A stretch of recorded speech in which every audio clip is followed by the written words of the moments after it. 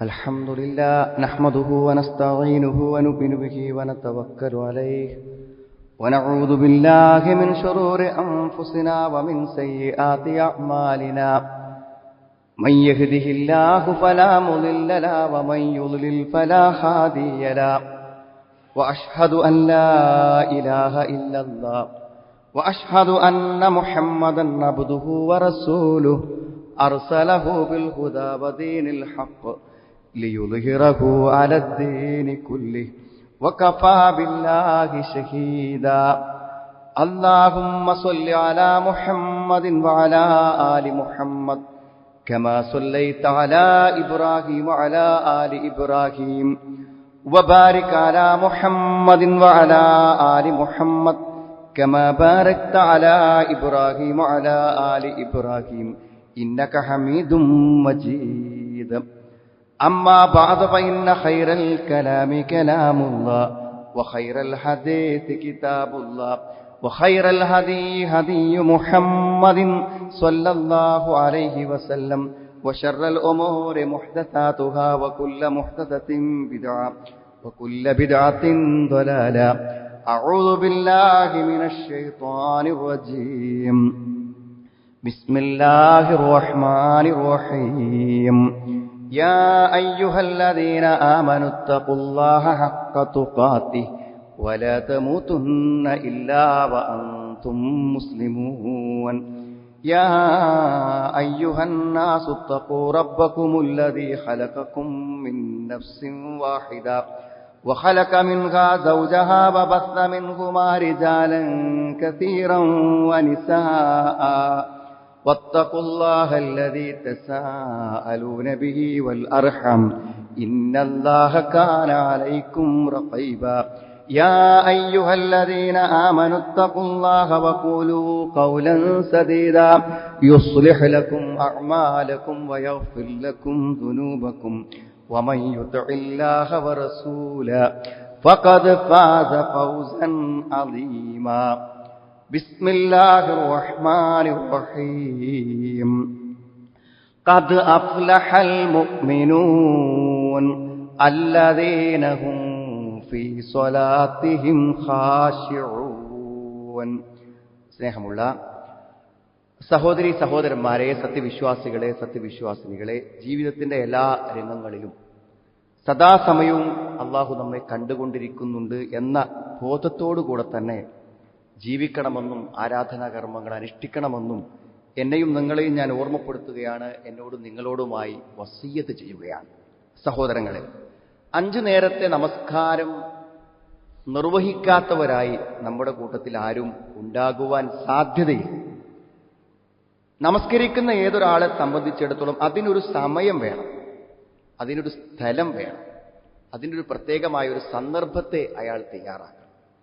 അത് ശരിക്കും നിസ്കരിക്കുന്ന ആളാണെങ്കിലും നമസ്കാരത്തിൽ അതിൻ്റെതായിട്ടുള്ള സൂക്ഷ്മതയോ ഭക്തിയോ പുലർത്താത്ത ആളാണെങ്കിലും ഈ സമയമില്ലാതെ, അതേപോലെ തന്നെ ഒരു പ്രത്യേക സ്ഥലമില്ലാതെ, സന്ദർഭമില്ലാതെ ഇത് നിർവഹിക്കുക സാധ്യമല്ല.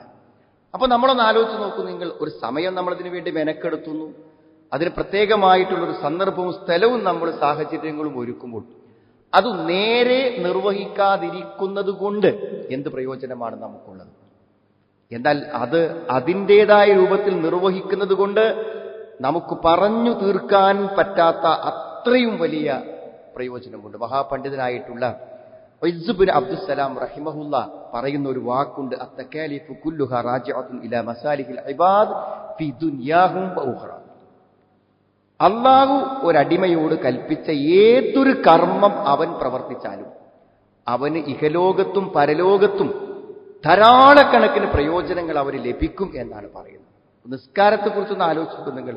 അതുകൊണ്ട് നമുക്കിടുന്ന പ്രയോജനം ഒന്ന്, അള്ളാഹു നമുക്ക് ഈ സൗകര്യങ്ങളൊക്കെ തന്ന് സൃഷ്ടിച്ചതിന്റെ അടിസ്ഥാന ലക്ഷ്യം തന്നെ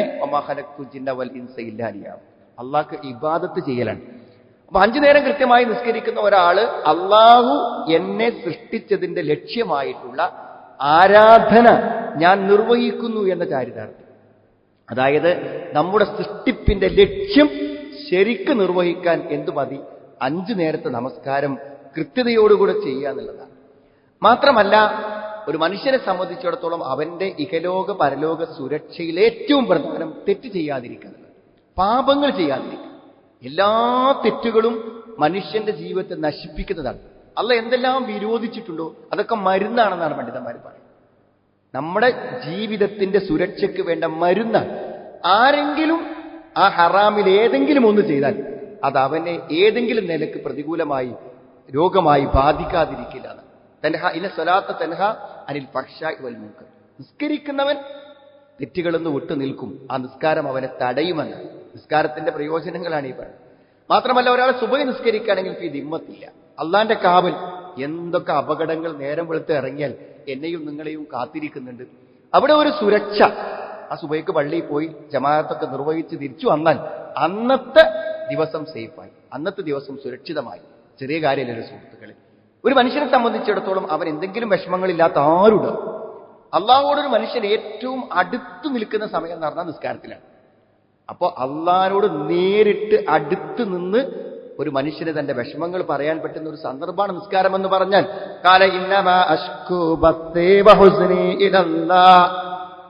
ഞാൻ എന്റെ ദുഃഖങ്ങളും എന്റെ വിഷമങ്ങളും എല്ലാം ഞാൻ അള്ളാഹിനോട് പറയണമെന്നാണ് യാക്കൂബ് നബി പറഞ്ഞത്.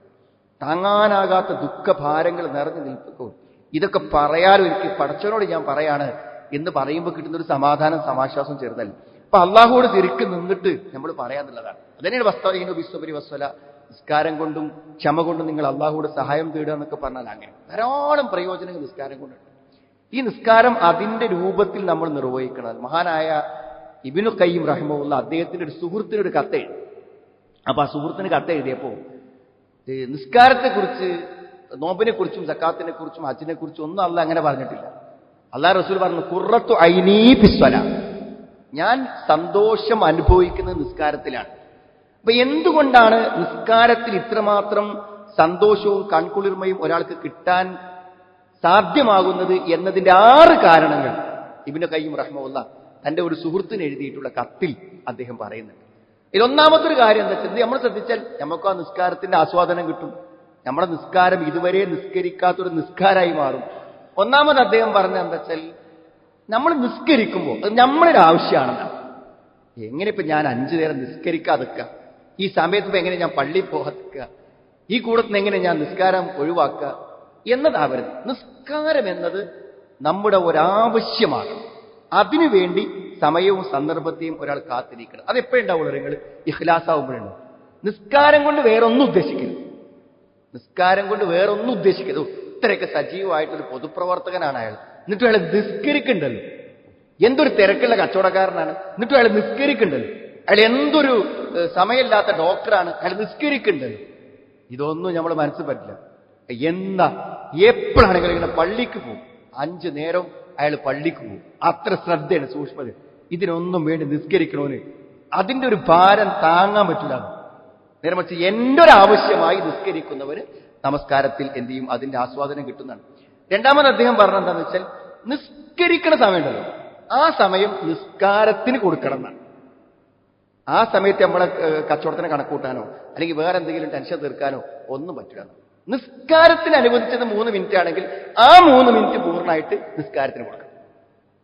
ശരീരവും മനസ്സും ആ സമയം പൂർണ്ണമായി നമസ്കാരത്തിന് കൊടുക്കുന്ന ഒരാൾക്ക് ആ നിസ്കാരം ആസ്വാദകരമാകുമെന്നാണ്. മൂന്നാമത് അദ്ദേഹം പറഞ്ഞത്, നിസ്കരിക്കുന്ന സമയത്ത് എന്ത് വേണമെന്നറിയോ, ഓരോന്നും നിസ്കാരം എന്നൊരു ഇബാദത്താവുന്നുണ്ട്, അതിലുള്ള ചലനം നമുക്ക് തീരുമാനിക്കാൻ പറ്റും. നമ്മൾ കൈ കെട്ടുമ്പോൾ വരെ കൈ എത്ര ഉയർത്തണം, ഒന്നില്ലെങ്കിൽ ഈ ഉദര ചെവി വരെ അല്ലെങ്കിൽ ചുമല് വരെ. അപ്പൊ ആ കൈ ഏതുവരെ ഉയർത്തണം ആരാ തീരുമാനിക്കേണ്ടത്? സൊല്ലു കമാറ അയ്ത്തുമുനി മുസല്ലി, നബി സല്ലല്ലാഹു അലൈഹി വസല്ലം തീരുമാനിക്കേണ്ടത്. അപ്പൊ ആ റസൂല് തീരുമാനിച്ചു കൊടുത്താണ്. റുക്കൂക്ക് പോകുമ്പോൾ മുട്ടിൽ കൈവിരൽ വെക്കുമ്പോൾ എങ്ങനെ വെക്കണം, നിലത്ത് വെക്കുമ്പോൾ സുജൂക്ക് എങ്ങനെ വെക്കണം, ഏത് അവയവങ്ങളൊക്കെ തട്ടണം, ഇതൊന്നും നമ്മൾ തീരുമാനിക്കാൻ പാടില്ല. നമ്മൾ തീരുമാനിക്കുന്നത് എപ്പോഴാണ്? നമ്മൾ അശ്രദ്ധമായി നിസ്കരിക്കുമ്പോൾ നമ്മൾ എവിടെയൊക്കെയോ കൈ കെട്ടുന്നു, എവിടെയൊക്കെയോ കൈ പൊന്തിക്കുന്നു, എപ്പോഴൊക്കെയോ പൊന്തിക്കുന്നു, എപ്പോഴൊക്കെയോ പൊന്തിക്കാതിരിക്കുന്നു. എല്ലാം മുതാബഅത്ത് റസൂൽ, അള്ളാഹുവിന്റെ റസൂലിനെ പൂർണ്ണമായി പിൻപറ്റണം. 14 റുക്നുകൾ നിസ്കാരത്തിന് ഫുഖഹാക്കൾ എണ്ണി 14 റുക്നുകളിൽ ഏതെങ്കിലും ഒന്ന് വിട്ടുപോയാൽ അവന്റെ നിസ്കാരം അപൂർണമാകും. നിസ്കാരം എന്ന് പറഞ്ഞാൽ ആ 14 കാര്യത്തിന് വേണം.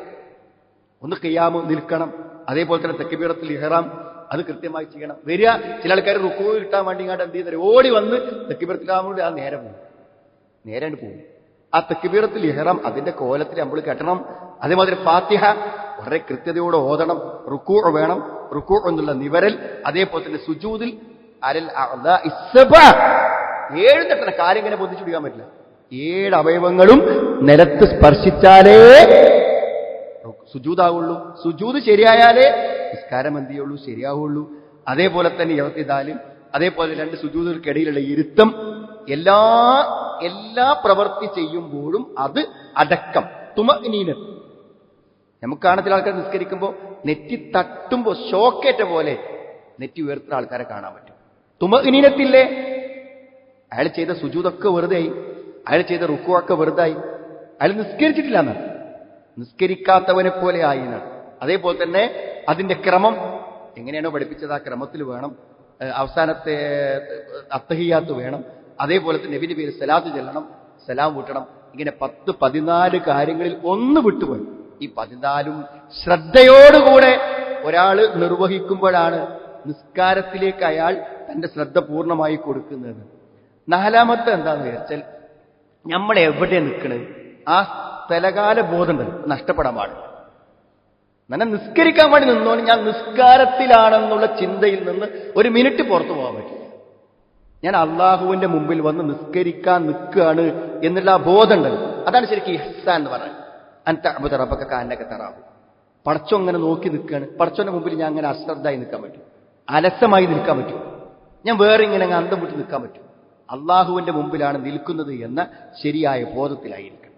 5-മത്തെ കാര്യമായിട്ട് അദ്ദേഹം ഇബ്നുൽ ഖയ്യിം പറഞ്ഞ കാര്യം, എന്നെ സംബന്ധിച്ചിടത്തോളം എനിക്കെല്ലാം അള്ളാഹ് തന്നതാണ്. പടച്ചോനാണ് എൻ്റെ എല്ലാം. അതുകൊണ്ട് എൻ്റെ ജീവിതത്തിലെ എല്ലാ കാര്യങ്ങളും എനിക്ക് നേരായി പോകണമെങ്കിൽ അത് പടച്ചോൻ തന്നെ വിചാരിക്കണം.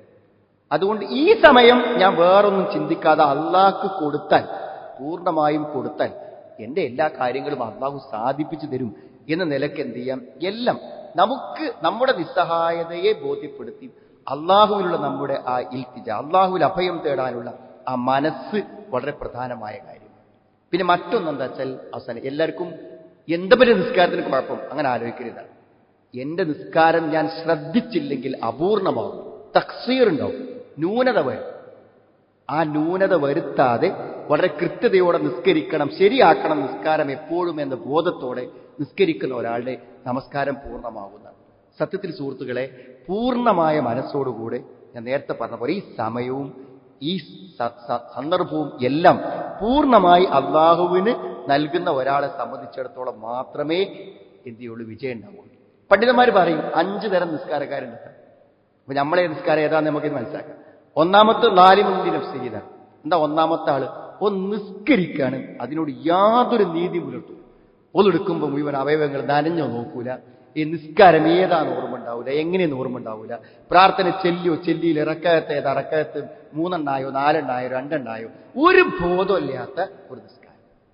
അത് ശരിക്കെന്താ വെച്ചാൽ അയാൾക്കൊരു കൂലിട്ടാനല്ല, പടച്ചെടുത്തൊരു ശിക്ഷ കിട്ടാനുള്ളൂ. ഇപ്പൊ വൈലുല്ലിൽ മുസല്ലി എന്നാണ് അല്ലദീനഹും അൻ സ്വലാത്തിഹിം സാഹൂൻ.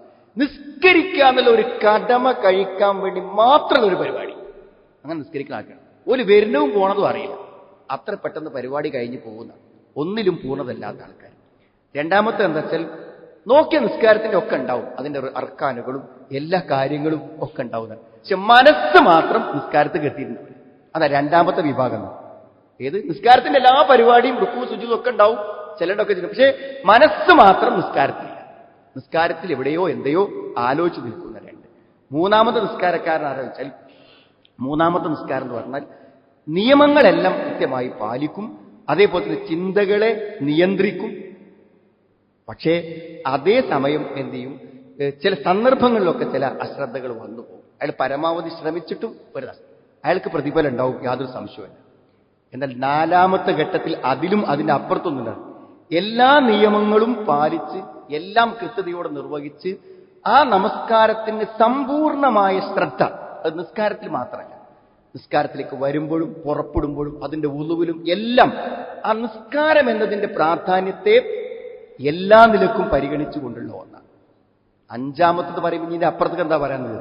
5-മത്തതിൽ പറയുന്നത് എന്താ വെച്ചാൽ പൂർണ്ണമായ ജീവിതത്തിൽ പരിപൂർണമായ ഭക്തി പുലർത്തി എല്ലാ നിഷിദ്ധങ്ങളിൽ നിന്നും വിട്ടുനിന്ന് ഒരു പരിപൂർണത സൂക്ഷ്മത പാലിക്കുന്ന ഒരു വ്യക്തിന്റെ നിസ്കാരത്തിൽ മാത്രം ശ്രദ്ധ പുലർത്തുന്ന ഒരാൾ നിസ്കാരം പോലെ അല്ലാതെ ജീവിതം മുഴുവനും ശ്രദ്ധ പുലർത്തുന്ന ഒരാൾക്ക് നിസ്കാരത്തിലും അതീവമായ ശ്രദ്ധ പുലർത്താൻ സാധിക്കുമെന്നാണ്. അങ്ങനെ നിസ്കരിക്കുമ്പോൾ അവൻ അള്ളാഹുവിന്റെ മുഖറബാവുന്നു, അള്ളാഹുവിലേക്ക് ഏറ്റവും അടുത്ത ആളാവുന്നു.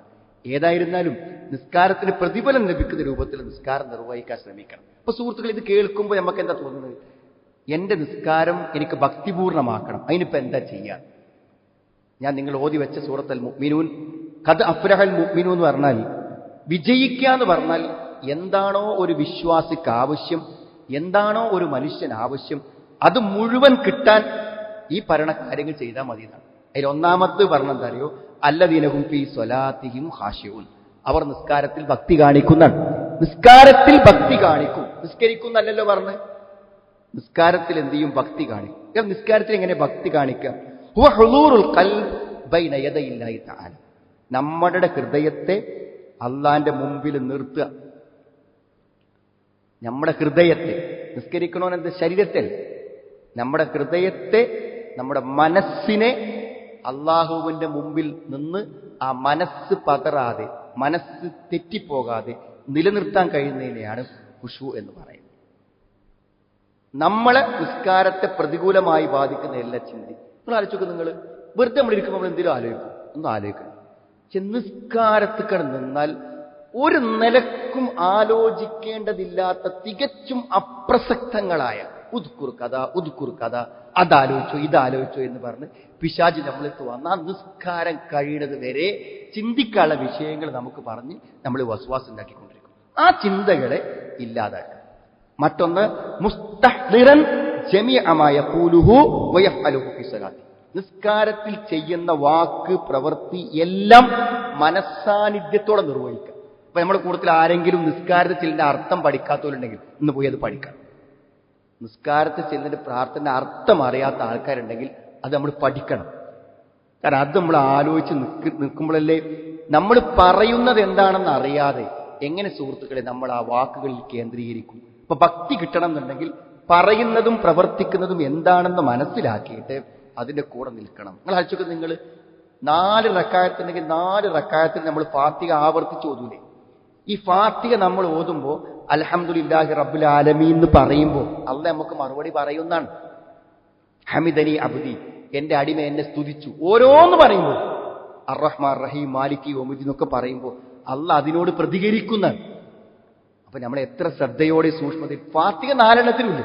നിസ്കാരത്തിന്റെ പ്രധാനം ഫാത്തിഹയാണ്. അപ്പൊ ഫാത്തിഹന്റെ അർത്ഥം നമുക്ക് അറിയാമെങ്കിലോ, ഫാത്തിഹ സൂറത്തിന്റെ അർത്ഥം നമുക്ക് അറിയുമെങ്കിൽ, ആ 7 വചനത്തിന്റെ അർത്ഥവും ആശയവും നമുക്ക് അറിയുമെങ്കിൽ അതല്ലേ നമ്മൾ ചിന്തിക്കുള്ളൂ. അത് ചിന്തിക്കുമ്പോൾ എങ്ങനെയാണ് നമ്മുടെ മനസ്സ് വേറെ പോകുന്നത്? തീർച്ചയായും വിശുദ്ധ ഖുർആന്റെ മുഴുവനും സംക്ഷിപ്തം ഫാത്തിഹയിലുണ്ട്. ഖുർആന്റെ മൊത്തം ചുരുക്കം അടങ്ങുന്ന ഫാത്തിഹ, അതിന്റെ അർത്ഥം നമുക്ക് അറിയെങ്കിൽ അതന്നെയല്ലേ സുഹൃത്തുക്കളെ ആ സമയത്ത് ആലോചിക്കാൻ മാത്രം. അതുകൊണ്ട് പറയുന്നതും പ്രവർത്തിക്കുന്നതും. പിന്നെ മറ്റൊരു കാര്യം എന്താണെന്ന് വെച്ചാൽ നമ്മൾ തെറ്റായ കാര്യങ്ങൾ പ്രവർത്തിക്കാതിരിക്കണം. കാരണം ഈ തെറ്റ് ചെയ്യുന്ന ആൾക്കാർക്ക് അള്ളാന്റെ മുമ്പിൽ വന്നു നിന്നാൽ ഭയങ്കര കുറ്റബോധമായിരിക്കും. അതുകൊണ്ട് പ്രത്യക്ഷമായി നമുക്ക് ബോധ്യമുള്ള നിഷിദ്ധങ്ങളിൽ നിന്ന് നാം നമ്മുടെ ജീവിതത്തെ എന്ത് ചെയ്യണം? തിരിച്ചുപോകണം. പിന്നെന്താ വെച്ചാൽ എന്തെങ്കിലും ആവശ്യം മനസ്സിൽ വെച്ച് വന്ന് നിസ്കരിക്കരുത്. ഇപ്പൊ ഭക്ഷണം കഴിക്കാൻ, എന്നാ ഭക്ഷണം കഴിച്ചിട്ട് വന്നാൽ മതി. ഭക്ഷണം കഴിക്കാൻ പോകണമല്ലോ എന്നുള്ള ധൃതിയാവുമ്പോൾ കാര്യങ്ങൾ ആ സമയം നിസ്കാരത്തിൽ കേന്ദ്രീകരിക്കാൻ പറ്റില്ല. ലാ സ്വലാത്ത ബി ഹളറത്തി തുആം വലാ വഹുവ യുദാഫിഉഹു അൽ അഖ്ബതാൻ. മൂത്രമൊഴിക്കാനും ബാത്റൂം പോകാനൊക്കെ തോന്നുന്ന ഒരു സന്ദർഭം നിലനിൽക്കണമെങ്കിൽ അത് കഴിഞ്ഞിട്ട് വന്നാൽ മതി. 1 റക്അത്തോ 2 റക്അത്തോ പോവുകയാണെങ്കിൽ പോയിക്കോട്ടെ, ബാക്കി നിസ്കരിച്ചാൽ മതി. നമ്മൾ എന്തിനും ഇതൊക്കെ ഇന്ത്യയിലും ആവശ്യം. അത് മാത്രമല്ല കേട്ടോ, എന്തെങ്കിലും ഒരു ആവശ്യം നിർവഹിക്കണം എന്ന് വിചാരിച്ച് ധൃതി പിടിച്ചു വരുമ്പോൾ നമ്മൾ ആ ആവശ്യത്തിലായിരിക്കും മനസ്സുണ്ടായിരിക്കുക. ഒരിക്കലും നിസ്കാരത്തിലേക്ക് ആ മനസ്സ് കൊടുക്കാൻ നമുക്ക് കഴിയാതെ വരും. ആത്മാർത്ഥമായി നമ്മൾ അള്ളാഹുവോട് അത്തരമൊരു ഭക്തി കിട്ടാൻ വേണ്ടി പ്രാർത്ഥിക്കണം. നബി പ്രത്യേകമായി പ്രാർത്ഥിക്കാൻ വേണ്ടി ഒരു ദുആ ഉണ്ടല്ലോ, അല്ലാഹുമ്മ അഇന്നി അലാ ദിക്രിക വശുക്രിക വഹുസ്നി ഇബാദതിക. എത്ര സമ്പൂർണ്ണമാണത്. അല്ലാഹുമ്മ അഇന്നി അലാ ദിക്രിക, അല്ലാഹു നിന്നെ സ്മരിക്കുക, അള്ളാഹുവിന്റെ സ്മരണകൾ നിലനിർത്താൻ എന്നെ നീ സഹായിക്കണം. വശുക്രിക, നിനക്ക് നന്ദി ചെയ്യാൻ, നീ എന്തൊക്കെ അനുഗ്രഹം എനിക്ക് തന്നിട്ടുണ്ട്. അതിനൊക്കെ നന്ദിയുള്ളവനാകാൻ നീ എന്നെ അനുഗ്രഹിക്കണം. വഹുസ്നി ഇബാദത്തിക്ക, നിനക്കുള്ള ആരാധനകൾ നന്നാക്കാൻ, നിനക്ക് ഞാൻ ചെയ്യുന്ന ഇബാദത്തുകൾ നന്നാക്കാൻ എന്നെ നീ സഹായിക്കണമെന്ന് അള്ളാഹുവോട് പ്രത്യേകമായി എല്ലാ നിസ്കാര ശേഷവും നമ്മൾ പ്രാർത്ഥിക്കും. ഒന്നില്ലെങ്കിൽ സലാം വീട്ടിന് മുമ്പ് പ്രാർത്ഥിക്കാം, അല്ലെങ്കിൽ സലാം വീട്ടി കഴിഞ്ഞതിന് ശേഷം നമ്മൾ എന്ത് ചെയ്യുക, പറയാം. അപ്പോൾ ആത്മാർത്ഥമായ പ്രാർത്ഥനയും ആത്മാർത്ഥമായ ശ്രദ്ധയും, നിസ്കരിക്കുന്ന നമ്മൾ ആ നിസ്കാരിക്കുന്ന സമയം പൂർണ്ണമായി മനസ്സും ശരീരവും അള്ളാഹുവിന് നൽകി നമസ്കരിക്കുമ്പോൾ അതിൻ്റെ പ്രയോജനം വളരെ വലുതായിരിക്കും. അതുകൊണ്ട് നിസ്കരിക്കുന്ന എല്ലാവരും അത്തരത്തിൽ ആത്മാവുള്ള ജീവനുള്ള ഒരു നമസ്കാരത്തിന് വേണ്ടി പരിശ്രമിക്കുക. തീർച്ചയായും അതിൻ്റെ ഫലങ്ങൾ ഇഹലോകത്തും പരലോകത്തും കണക്കില്ലാത്തതാണ് നമ്മൾ മനസ്സിലാക്കുക. ഏത് സാഹചര്യത്തിലും നിസ്കാരം ഒഴിവാക്കാതിരിക്കാം, എപ്പോഴാണെങ്കിലും നിസ്കരിക്കാം. സാധാരണഗതിയിൽ ഒരു പ്രസവത്തിന് ഒരു ലേബർ റൂമിന്റെ ടേബിളിൽ കിടക്കുമ്പോൾ പോലും സഹോദരിമാർ സംശയം ചോദിക്കാണ്ട് എപ്പോൾ മുതലാണ് എനിക്ക് നമസ്കാരം പറ്റാത്തത്? പ്രസവിച്ച് അവർ അശുദ്ധിയാകുന്നതിൻ്റെ തൊട്ട് മുമ്പത്തെ നിമിഷം വരെ അവർക്ക് നമസ്കരിക്കാൻ എന്തുണ്ട്, ബാധ്യതയുണ്ട് ജീവിതത്തിൽ. അത്രമാത്രം പ്രധാനമാണ് യഥാർത്ഥത്തിൽ ശുദ്ധിയാകുന്നത്. ആർത്തവത്തുനിന്ന് ശുദ്ധിയാകുന്നത് 2 നമസ്കാരങ്ങൾ നമസ്കരിക്കാൻ പറ്റുന്നൊരു സമയത്തിലാണെങ്കിൽ കഴിഞ്ഞു പോയ ഒരു നമസ്കാരം കൂടെ വീണ്ടെടുത്ത് നമസ്കരിക്കണം എന്ന് പറയുമ്പോൾ എത്രമാത്രം പ്രാധാന്യമുണ്ട് നമസ്കാരമെന്ന് നമുക്ക് മനസ്സിലാവും. അതുകൊണ്ട് സുഹൃത്തുക്കളെ, നാം കുറച്ച് സമയം നിസ്കാരത്തിന് കൊടുക്കുന്നു, അതേപോലെ തന്നെ ശാരീരികമായ ഒരു അധ്വാനം ചെലവഴിക്കുന്നു, ഒരു സ്ഥലം അതിനുവേണ്ടി കണ്ടുപിടിക്കുന്നു. ആ സമയം നമുക്കെതിരാവാതിരിക്കാൻ ഭക്തിയോടുകൂടെ മനസ്സാന്നിധ്യത്തോടുകൂടെ ജീവിതത്തിന്റെ അവസാനത്തെ നിമിഷം വരെയും നമസ്കാരം നിലനിർത്താൻ അള്ളാഹു നമുക്കെല്ലാവർക്കും തൗഫീഖ് പ്രദാനം ചെയ്യുമാണ്. അൽഹംദുലില്ലാഹ് ഹംദൻ കസീറൻ ത്വയ്യിബൻ ബാറകൻ ഫീ വസല്ലല്ലാഹു അലാ മുഹമ്മദിൻ വഅലാ ആലിഹി വസ്വഹബിഹി അജ്മഈൻ. അമ്മാ ബഅദ്. സഹോദരങ്ങളെ,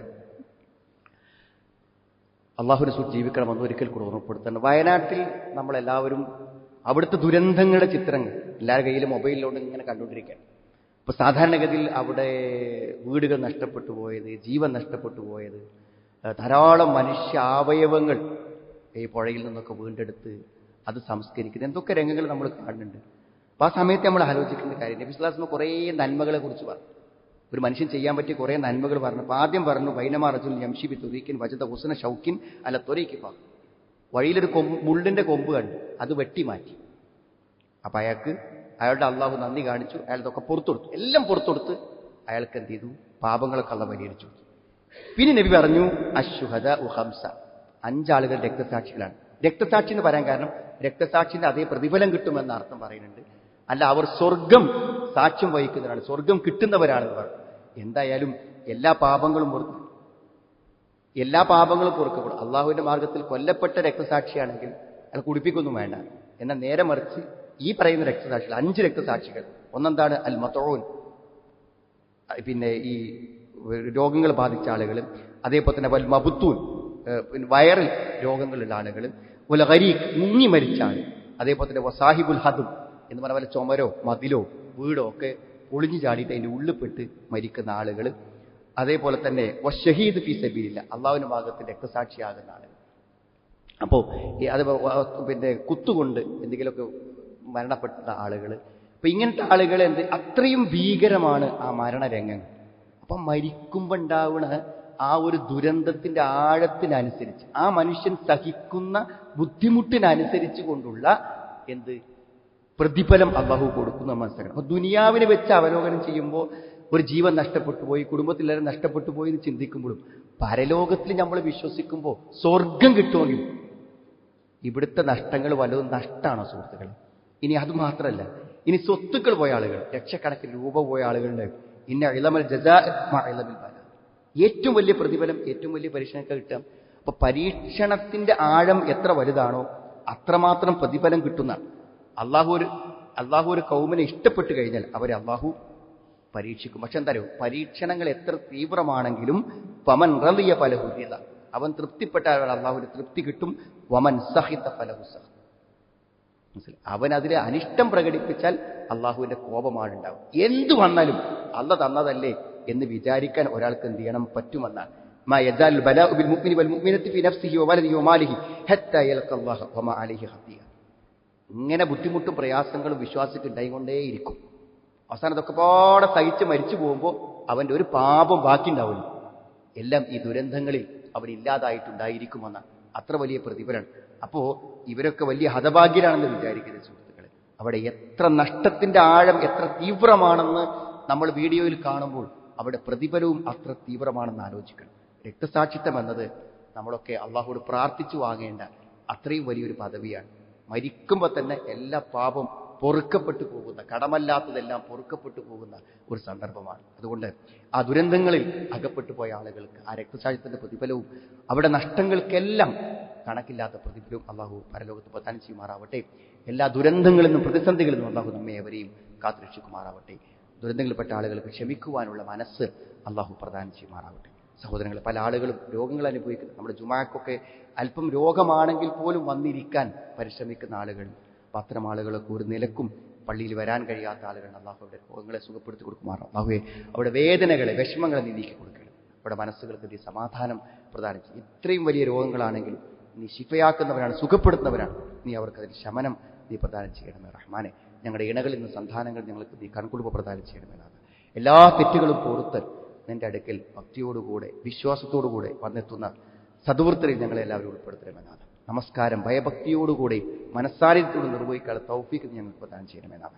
اللهم اغفر للمؤمنين والمؤمنات ربنا اصرف عنا عذاب جهنم إن عذابها كان غراما إنها ساءت مستقرا ومقاما ربنا هب لنا من أزواجنا وذرياتنا قرة أعين واجعلنا للمتقين إماما ربنا تقبل منا إنك أنت السميع العليم وتب علينا إنك أنت التواب الرحيم ربنا آتنا في الدنيا حسنة وفي الآخرة حسنة وقنا عذاب النار